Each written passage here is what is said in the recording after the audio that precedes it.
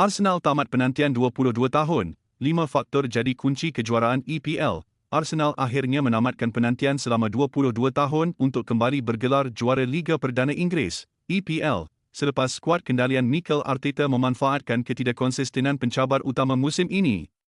Antara faktor terbesar kejayaan The Gunners ialah prestasi cemerlang penjaga gol David Raya yang muncul antara pemain paling konsisten sepanjang musim.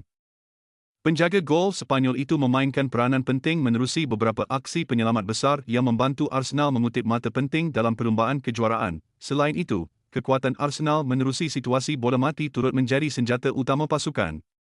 Apa yang pernah menjadi bahan ejekan penyokong lawan akhirnya berubah menjadi kelebihan apabila pelbagai variasi taktikal berjaya menghasilkan jaringan penting. Di bahagian tengah pula, Declan Rice membuktikan nilainya sebagai nadi pasukan.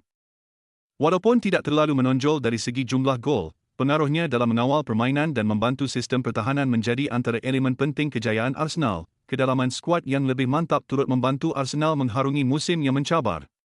Kehadiran beberapa pemain baharu memberikan lebih banyak pilihan kepada Arteta terutama ketika beberapa tonggak utama mengalami kecederaan.